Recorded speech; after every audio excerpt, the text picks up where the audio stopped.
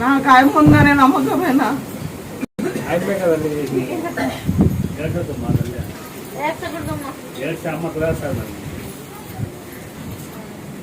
పదేళ్ల నుంచి నన్ను అవే చూసుకుంటానన్నా. నువ్వే ఉన్నావు చూపించే కాదు అది. నీ ముందరే ఉంది కదా ఈ పాప. ఇంక నేను ఎక్కడ నుండి చూపించే? ఈడ వాసన చూపించి హైదరాబాద్ లో బతికిందాం, హాస్పిటల్లో ఉండవు.